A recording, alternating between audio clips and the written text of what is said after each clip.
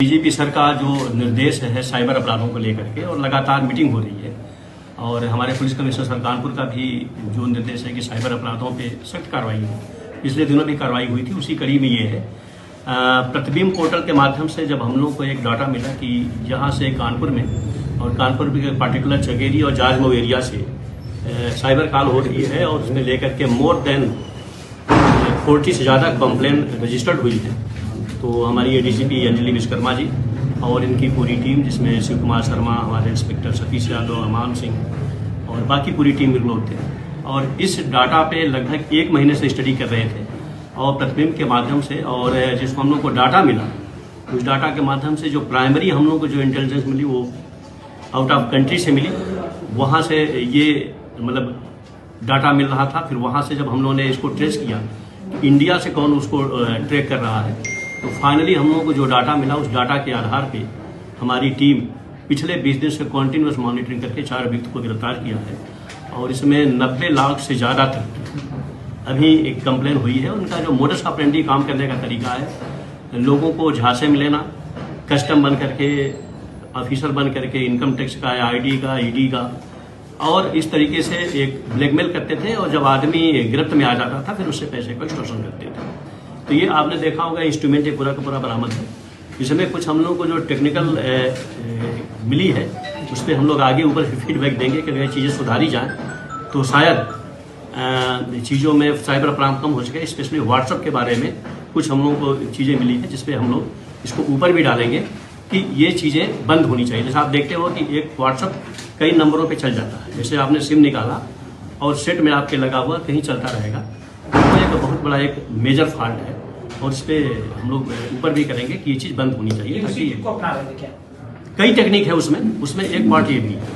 इनको ले जाओ, क्या है इनका स्टेटस, क्या है इन लड़की का, क्या रोल था इसमें? बेसिकली ये 1-2 तो इसमें कमीशन पे है जो उनको पैसा मिलता है।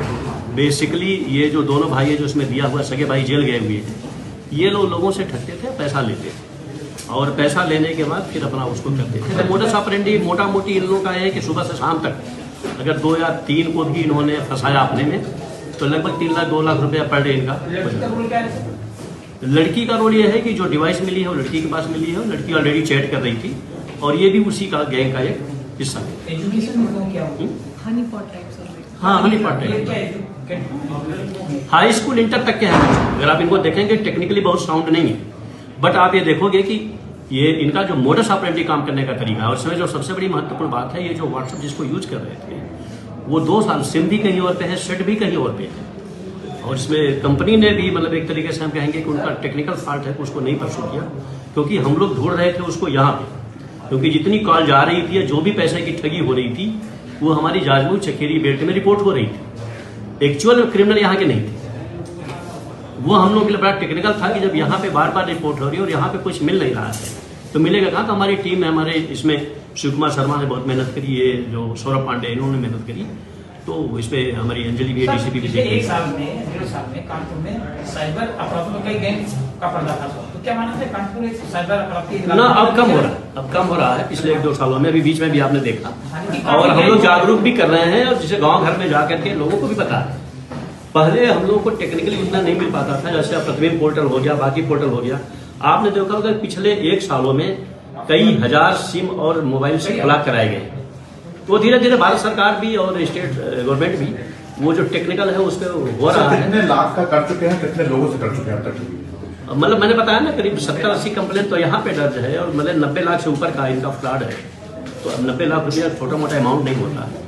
और अब जिनको आप देख रहे हैं इनका एजुकेशन क्या है, क्वालिफिकेशन क्या है, लेकिन एक ये हमारी पूरी क्राइम ब्रांच की टीम ने बहुत ही मेहनत किया है, और लगभग 1 महीने की ये मेहनत का परिणाम है कि ये हम इतना ट्रेस करके मुलजिम तक पहुंच पाए। This is very tough task. Sir कहाँ पे इनका नेटवर्क फैला हुआ था? ये बेसिकली हमको लखीमपुर मूव करना पड़ा, गोंडा, बहराइच, सीतापुर, उन्नाव तक हमारी टीम